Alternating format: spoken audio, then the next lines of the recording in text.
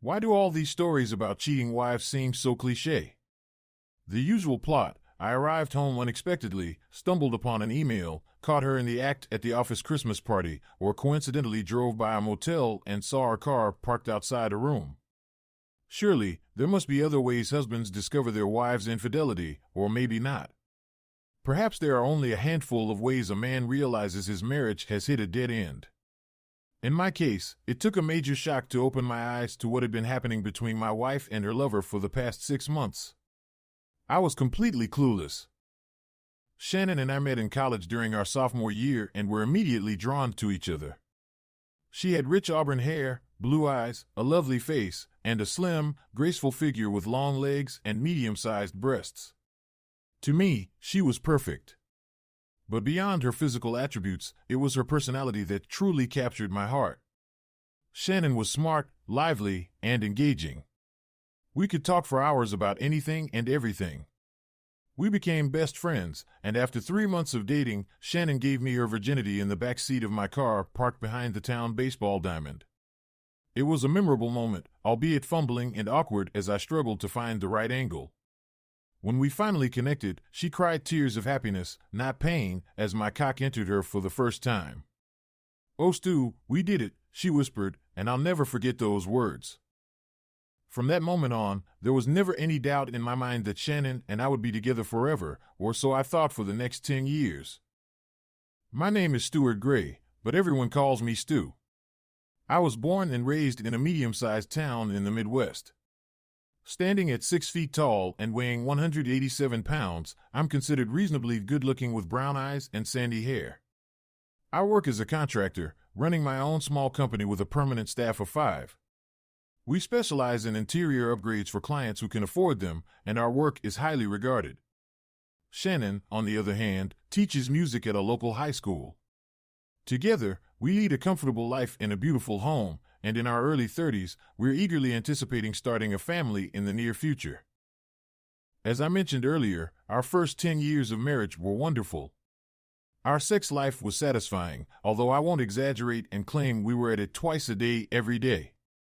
It was more like 3 times a week, but always filled with love and often passionate. We made it a point to snuggle every night. It was an unspoken rule. Waking up next to Shannon each morning filled me with awe at her beauty and gratitude for having her as my wife. I can honestly say that if I had to give up my life for her, I would do it without hesitation. However, I should have used the past tense for that statement, because out of nowhere, something blindsided me, something so unexpected and emotionally devastating that I still haven't fully recovered from it to this day. As a contractor in the Midwest, most of our work happens in the spring, summer, and autumn months. People don't usually like their homes torn apart when it's freezing cold with snow on the ground. So, Shannon and I typically took vacations around the Christmas and New Year's holidays or during spring break.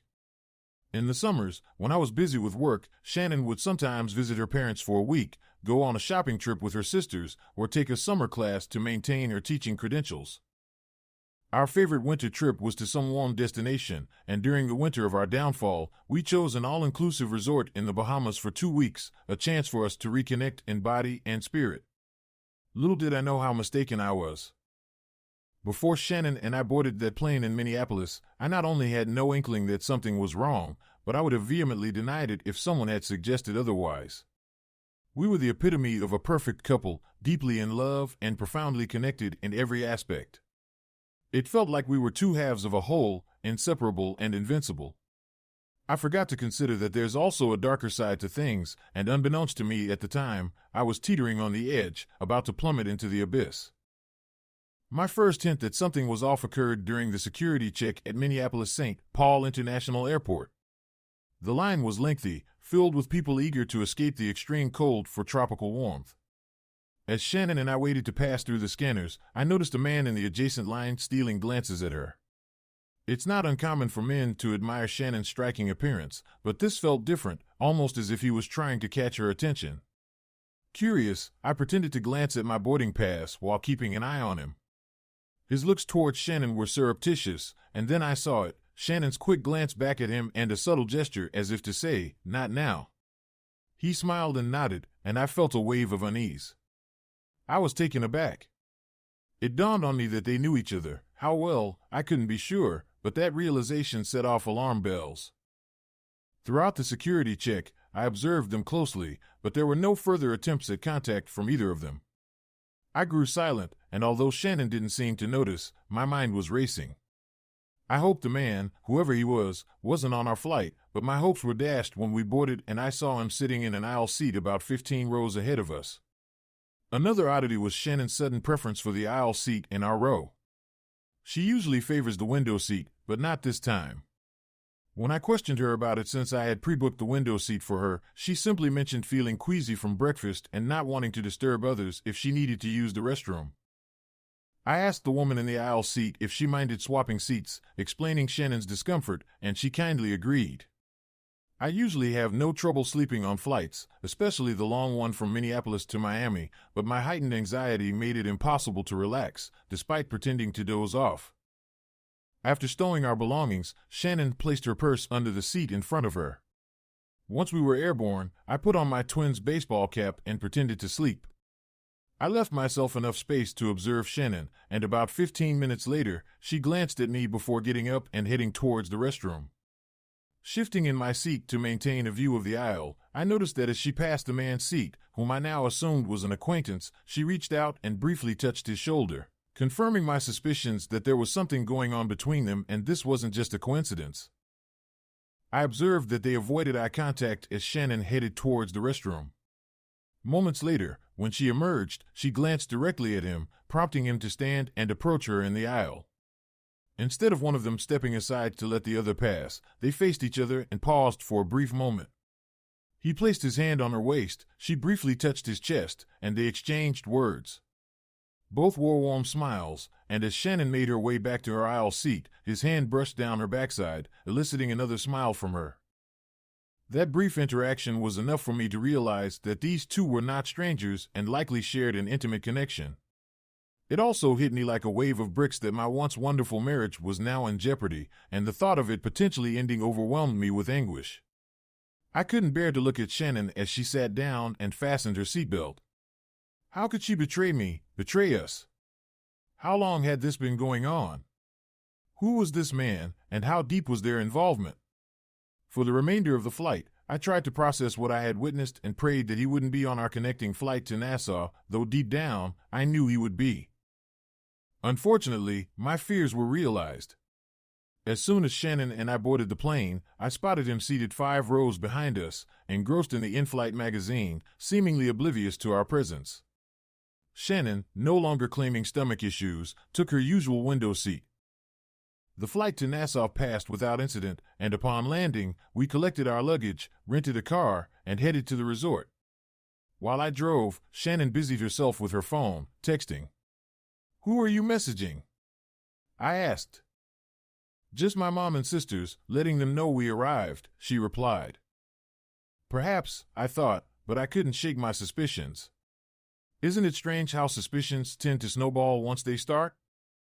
Our room at the resort was stunning, complete with a balcony offering an ocean view and a glimpse of one of the pools. As we unpacked, I felt compelled to make a statement to reclaim my wife. I approached Shannon, wrapped my arms around her, and kissed her neck. "Do you know how much I love you?" Shannon turned to face me, giving me a light peck on the lips.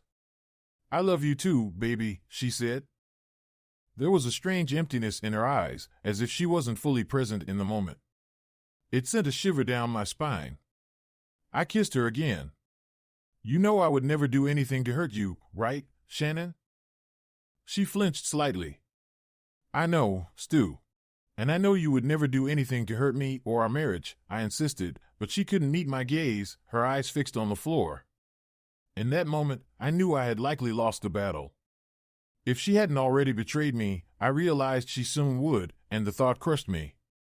I released her and hurried to the bathroom, hoping to compose myself before breaking down completely. I spent several minutes in the bathroom, trying to regain my composure while grappling with the same questions swirling in my mind. How did this happen? What had I done to push her into another man's arms? Why hadn't I noticed anything earlier? But most importantly, what could I do to salvage our marriage, or was it already beyond repair? After washing my face, I stepped out of the bathroom to find Shannon standing there with a strange expression on her face. Oh my God, Stu, my period just started, and I forgot to pack tampons. What? I exclaimed. My period, Stu, it just started, she repeated. But you just finished it a week ago. How could it start again so soon? I don't know, it happens sometimes. Maybe the excitement of the vacation triggered it. I need to go to the gift shop and get some tampons, she said before leaving and closing the door behind her. My initial thought was that it might put a damper on any romantic plans she had with her lover. But then I questioned the validity of her explanation. It had never happened before in all our years together, and her periods were always regular due to the pill she took. Why would she fabricate such a story? Unless she hoped it would deter me from seeking intimacy so she could devote herself fully to her new man.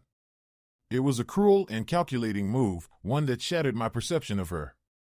Could she truly be capable of such deceit and heartlessness? It was a painful realization to confront. The woman I thought I knew was a stranger. Feeling utterly bewildered and on the verge of losing my sanity, I glanced around the room and noticed Shannon's cell phone beside the television. I hesitated briefly, unsure if she had changed the passcode, but to my surprise, she hadn't. It was yet another oversight on her part.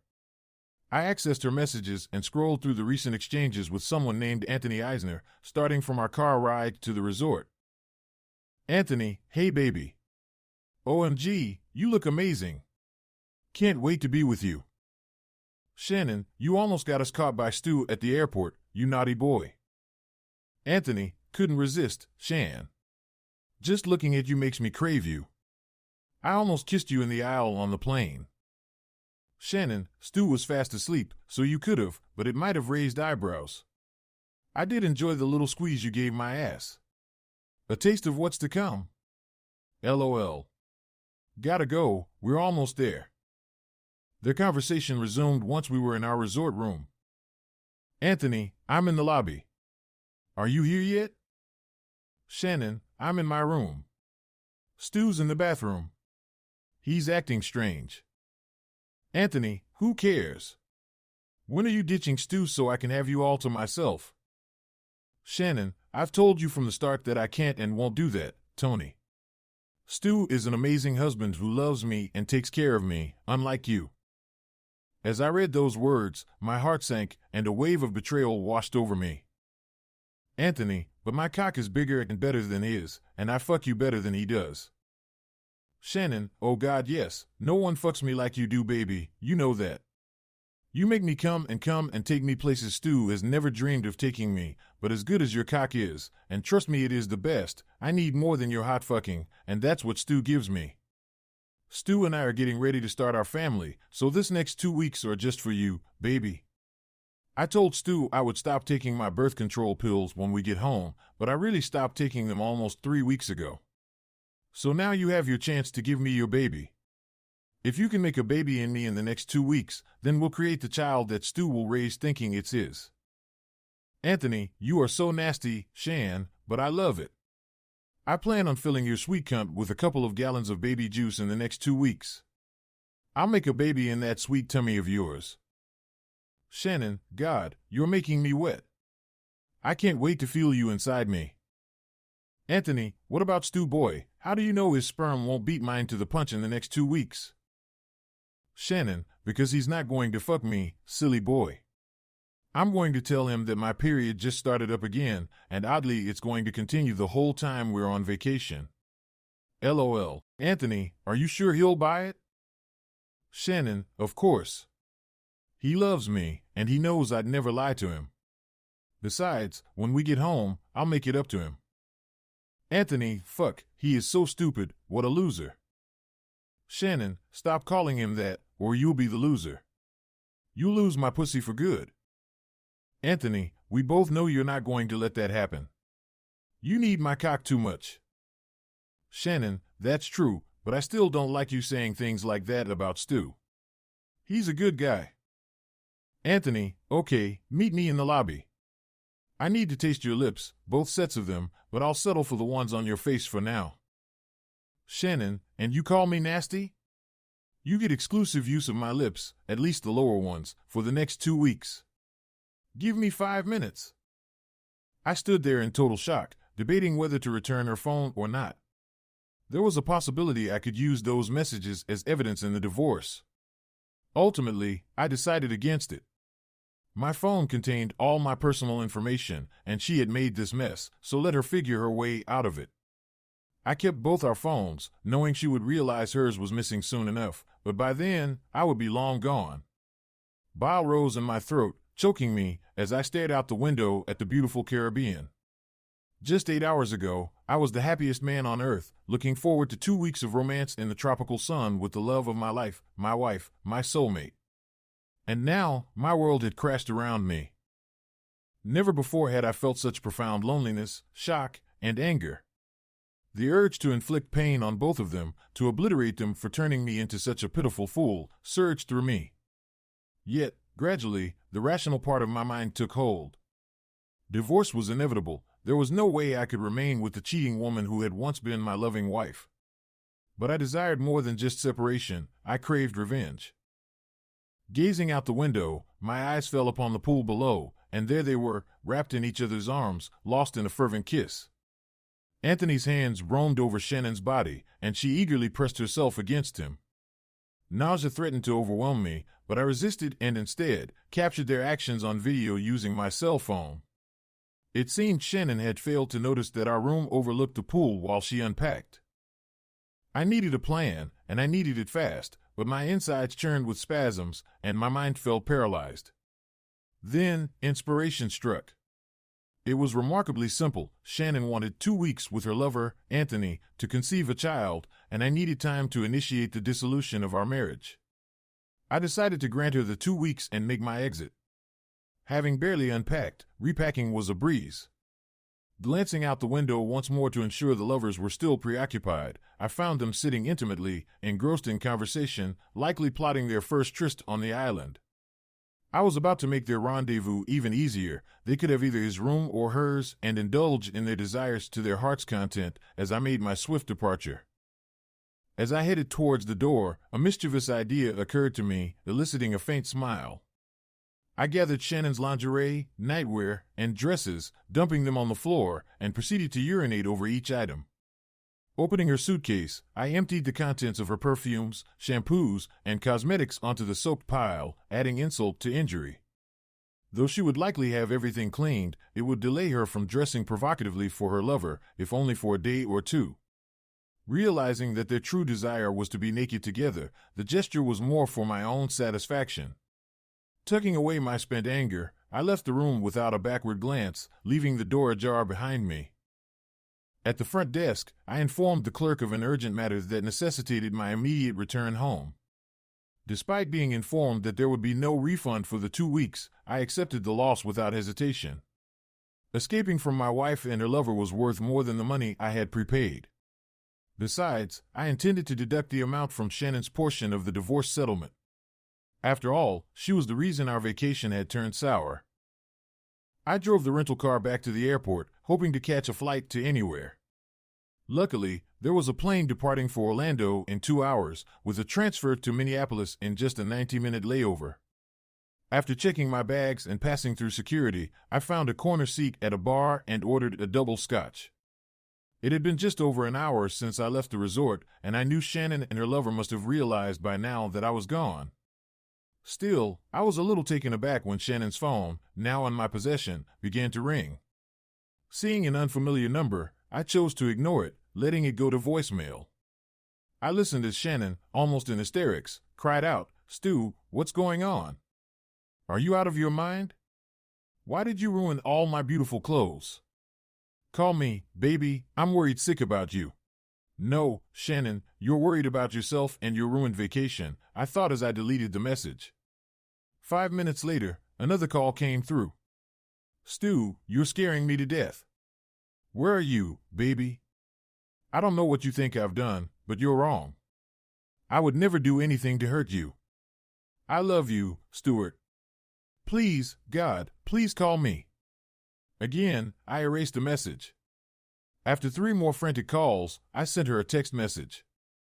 You messed up, Shannon, and left your text messages on your phone. You and Anthony have a wonderful 2 weeks together. You'll be served divorce papers when you get home, and Anthony will be sued for alienation of affection. If I find out he works with you, I'll sue the school district too and fight to have you both fired on morals charges.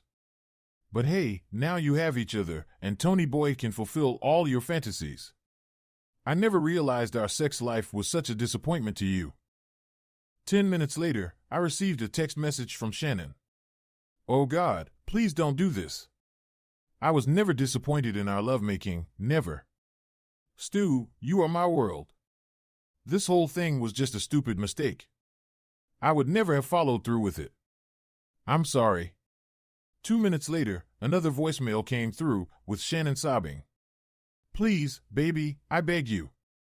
I don't love Tony, I only love you. I'll die without you. And I'll spit on your grave, I thought. My response was clear. There is no way you can love someone and do what you did to me. Now that I know you've been with Anthony for a long time, I want nothing more to do with you. You lie and cheat without remorse. I don't even know who you are. Cheaters like you and Tony deserve each other. Goodbye, Shannon. I don't ever want to see or talk to you again. I hope you and your lover have a terrible life together. You both deserve it. I pressed send and turned off the phone. The house appeared different as I pulled into the garage. It felt colder, maybe lonelier. There was a distinct lack of happiness within its walls. Once, it had been a home, but now it resembled nothing more than an empty shell filled with furniture. On the plane, I had scribbled down a list of tasks to tackle, and one of them was to list the house with a realtor. Despite the declining housing market, I hoped to unload the property and relieve myself of the financial burden. Shannon and I had departed for the Bahamas on Saturday, and now it was Sunday night. 36 hours had brought about a whirlwind of events.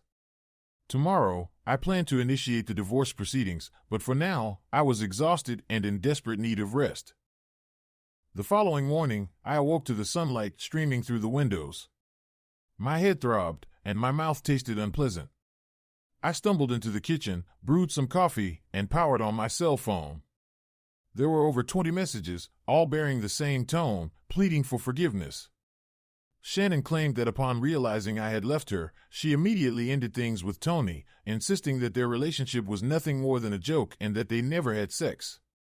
She asserted that she only enjoyed teasing him and then returned home to me for intimacy. How foolish did she think I was?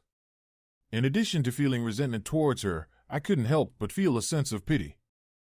The final message on the phone was from Anthony, arrogantly stating that I could take whatever action I pleased against my slut wife. He denounced Shannon's performance in bed and expressed relief at being rid of her. However, he issued a warning that any retaliation against him would result in regret.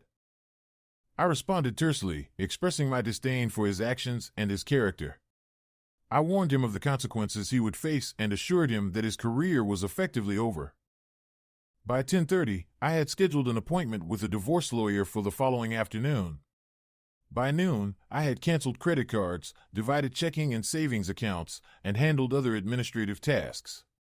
I left the door locks unchanged, merely adjusting them to accept a different key. I prepared for Shannon's return, unsure if she would even come back to the house. Perhaps she would opt to stay with Tony for the remainder of their vacation. Regardless, everything was in place, and I was ready to move forward, even if it meant facing the aftermath of Shannon's betrayal. I didn't receive any more communication from Shannon or Tony and had a restless night's sleep on Monday. Tuesday morning, I contacted the insurance companies and removed Shannon from all the policies, knowing she had her own coverage through the school district. Then, I faced the difficult task of boxing up Shannon's clothes and personal belongings and storing them in the garage. I was sure I missed some items, but she could retrieve them later if she wanted. In the afternoon, I met with my new lawyer. I shared the details of what had happened, showed him the text messages and the video I had taken.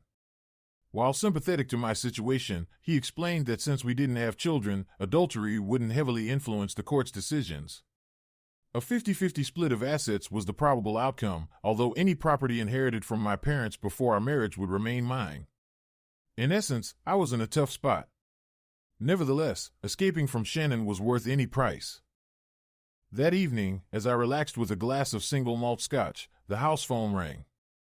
I assumed it was Shannon and decided to confront her, telling her to go to hell. It turned out to be her sister, Deborah, who lived nearby in St. Paul. "Stu, what on earth did you do?" "What do you mean, Deborah?" I was surprisingly calm. "Your wife is here in my guest room, a total wreck. She's been crying nonstop, looking like she's about to live on the streets. All she keeps saying is that you're divorcing her." "I won't go into detail, Deborah. If Shannon wants to share what happened on our vacation, she can. Let's just say something occurred that destroyed our marriage, and I had no choice but to come home early and file for divorce." "Stu, you can't be serious. Shannon adores you, she lives for you. You must be mistaken." "I'm not mistaken, Deborah. I have video evidence of her actions. Please let Shannon know that her belongings are packed in the garage, and she can collect them whenever she's ready." "I can't believe this, Stu. You're all she talks about, you and the baby you were planning." "Well, our baby plans took a sudden turn in the Bahamas. She still plans to have one, just not with me. I've probably said too much already, Deborah. Anything else should come from Shannon. Is it okay if I have the divorce papers served to her at your place?" "Stu, can't you just wait, for her sake?" her sister pleaded. "No, she didn't consider my feelings, so I'm doing the same," I replied firmly. "When will she be served?" Deborah inquired. "In a couple of days. I'll give you a heads up before it happens," I assured her. "I'm sorry, Stu. This is tough for both of you." "I always thought you had the perfect marriage," Deborah expressed her sympathy. "I thought so too. But Shannon had other plans," I said with a hint of bitterness before ending the call and returning to my scotch. 3 days later, Shannon was served the divorce papers at her sister's house. She didn't even bother to hire her own attorney. Agreeing to the settlement, she requested only one thing, a face-to-face meeting with me to explain everything. Reluctantly, I agreed, seeing it as a necessary step towards finalizing our divorce. We met in a private conference room at my attorney's office 3 weeks later. Seeing Shannon walk in, looking frail and defeated, nearly broke me. Despite the toll it had taken on her, I couldn't forget the devastation her actions had caused me. Tissues and water bottles were laid out on the table, a testament to the difficult conversation ahead. "How have you been, Shannon?" I asked, trying to maintain composure. "Not great, Stu." "Not great at all," she replied softly, avoiding eye contact. "Unfortunately, I can't say I'm sorry," I admitted, and she nodded in understanding. "I know," she whispered, wiping her nose with a tissue. "What did you want to talk about?" I prompted, steeling myself for her explanation. She glanced up briefly before lowering her gaze again. "I wanted to explain everything, but I don't know how," she confessed. "Why don't you start from the beginning?" I suggested. "Okay, Stu, I'll try," she began, taking a deep breath. "Anthony and I met last summer at State. We had coffee a few times and dinner once. We became friends, but it was innocent.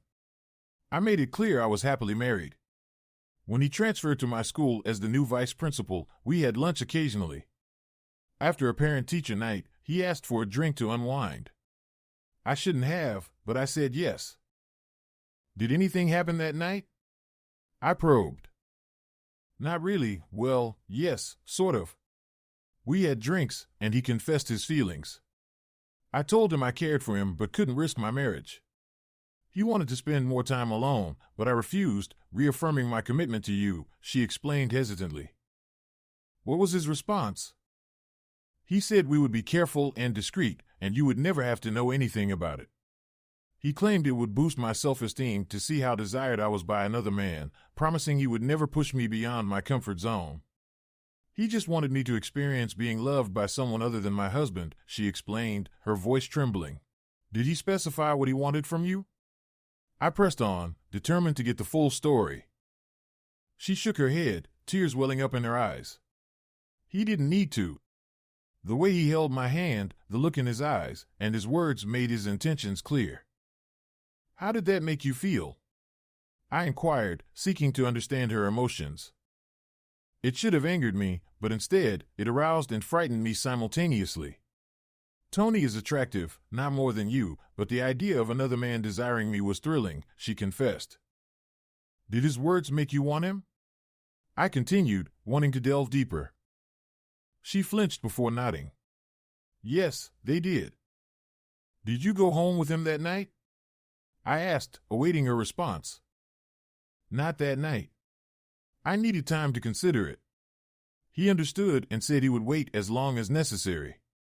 Before I could leave, he kissed me, she admitted. And what happened then? I pressed further, sensing there was more to the story. We kissed in the car. He touched me under my clothes, making me climax with his fingers. I reciprocated by pleasuring him orally until he ejaculated. Then, we kissed some more before he left, she recounted, her cheeks flushing with embarrassment. So, you engaged in everything except intercourse? I clarified, trying to grasp the extent of their encounter. Yes, everything but, she confirmed with a nod. How soon after did he sleep with you? I inquired, wanting to understand the timeline. The following day. He visited me during a teacher planning day and expressed his desire for me. Despite my guilt and embarrassment, he convinced me that we hadn't truly cheated on you. He professed his intense longing for me and promised it would only happen once, ensuring you would never find out, she revealed. And then? I prompted, awaiting the conclusion of her confession. I guess I never had a chance after that, huh? I remarked bitterly. Oh, no, please, you have to understand something, Stu. My love for you never changed. It sounds ridiculous, but somehow I managed to separate my love for you from my desire for Tony, Shannon pleaded. Please, go ahead, I urged her. Shannon shook her head, tears streaming down her face. There's no way to describe it.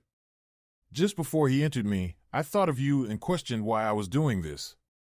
But when I felt him pushing his sizable member inside me, filling me and stretching me beyond anything I'd ever imagined, I stopped thinking about you and focused solely on the pleasure Tony was giving me. He lifted my legs, pushed them back against my chest, and thrust into me, our eyes locked the whole time. I felt his passion and lust, and I knew, deep down, that I couldn't give him up. He described my vagina as a hot velvet vice, which made me climax. He gave me 4 more intense orgasms, and when he finally ejaculated inside me, I felt his warmth splash against my cervix. I think I screamed and passed out. I was in a fog all the way home. That night, when we made love, you remarked on how wet I was. I told you it was because of you, but it was really Tony's semen. I can't believe I let you believe that. So, you let my modest penis swim in your lover's semen, giving me his leftovers, and then you continued seeing Tony regularly? I asked, feeling a mixture of anger and betrayal. I couldn't resist him. I don't know how to explain it. In many ways, I didn't even like Tony. He was arrogant and self-centered, but when he made love to me, it was an experience unlike anything else. It was like being addicted to drugs, Shannon confessed. I must admit, you were good at hiding it. I never suspected, I acknowledged. We were cautious, at least at first. Some of the teachers at work started to suspect something because of the way we looked at each other and how much time we spent together. It's strange, though, I never stopped loving you.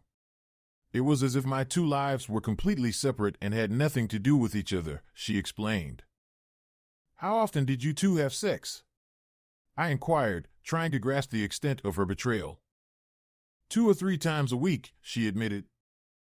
That's about as often as we were intimate, I noted. Yes, between the 2 of you, I was having sex almost every day, sometimes twice, she confessed. Okay, so how long in advance did you and Tony plan to let me pay for our romantic island vacation, only to take it away from me? I demanded, my anger simmering. About a week before we left. Tony initially wasn't going, but he changed his mind at the last minute because he couldn't stand being away from me for 2 weeks. When he told me that, I couldn't resist the idea of having him with me for the entire vacation, Shannon revealed. And what about me? How did you plan to deceive me? I decided to tell you my period had started again so you wouldn't want to have sex with me. I knew with your golfing and deep-sea fishing, I'd have plenty of opportunities to be with Tony, Shannon confessed. Did you really think I was foolish enough to believe that excuse about your period? I questioned, feeling a mix of anger and betrayal. I thought you loved me so much you'd believe whatever I told you, Shannon admitted. Is that when you decided to let Tony impregnate you? I asked, my voice trembling with disbelief. Even before I knew Tony was going to be there, I stopped taking my birth control pills. I thought it would be romantic to conceive a child with you during our vacation. Then, when Tony decided to join us, I thought letting him father a child would be a fitting farewell gift for him. I told him that our time in the Bahamas would be our last together, as the novelty of our affair was fading, and I wanted to dedicate myself to you, Shannon confessed. And then, both of you got careless, and I found out, and everything fell apart, I remarked bitterly. It all fell apart.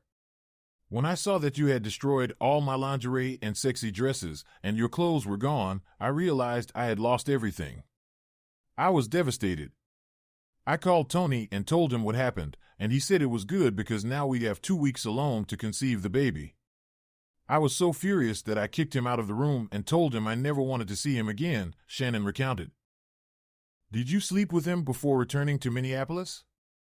I inquired, my heart heavy with disappointment. Shannon's face paled, and tears streamed down her cheeks. Yes, she whispered, the night before I left the resort. Was it his idea or yours? I demanded, trying to understand the depth of her betrayal. It was his, but I went along with it. He called it our farewell intercourse, but it lasted all night. I don't even know how many times, but I could hardly walk the next morning, Shannon confessed, her voice barely audible. So, it's possible you're pregnant with Tony's child, I stated, feeling a surge of pain and anger. Shannon flinched visibly but nodded. I suppose I'll find out soon enough. What will you do if you're pregnant? Will you go to Tony? I asked, my voice strained with emotion. I don't know, Stu. I'll figure it out if it happens, Shannon replied quietly. I know it's a difficult question, but I'm curious. Did you ever do things with him that you wouldn't do with me? I questioned, feeling a mix of curiosity and disgust. Shannon's face paled, and she began crying anew. Yes, she admitted, her voice barely audible. We did things like oral sex, different positions, and he even wanted to ejaculate on my face. Well, I think I've heard enough, I said, standing up. Thanks for the humiliation, Shannon. Shannon began crying uncontrollably, her face buried in her hands. I'm so sorry, Stu. I never meant to hurt you. I made a terrible mistake, and it cost me everything, Shannon sobbed. You still have your dignity, Shannon, knowing 2 men were willing to do anything for you. I've lost my marriage and my self-respect. Experience losing your entire world and facing humiliation on a massive scale, and then see how it feels, I said, my voice trembling with emotion as I walked away. Stu, do you think we could ever get beyond this?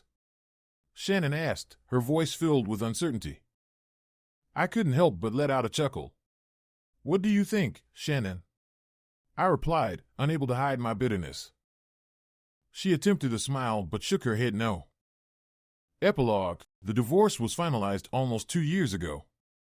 Fortunately, Shannon didn't become pregnant from her affair with Tony in the Bahamas. Some people criticized me for taking legal action against the school district where Shannon and Anthony worked, but I couldn't care less.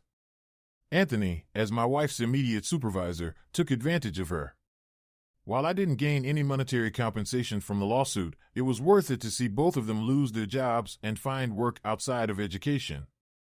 Shannon now works as a receptionist at a dental clinic, while Anthony sells carpet. I've heard that they tried living together, but their relationship didn't last long. Shannon moved out after only 3 weeks. As for Shannon, I understand she's been dating but hasn't found a steady partner yet. Meanwhile, I've moved on. After dating various women for about a year, I've met a lovely woman with a 3-year-old daughter. We've been together for a few months now, and we've discussed the possibility of moving in together. My business is thriving, and life is looking up. Occasionally, I still run into Shannon, and we exchange brief acknowledgments before moving on. I begin this account by acknowledging the cliché nature of stories about cheating wives, but even in their triteness, they can capture the pain and devastation of lives torn apart. Despite everything, I hold on to hope for a better future. Thanks for watching. Subscribe to the channel not to miss new videos.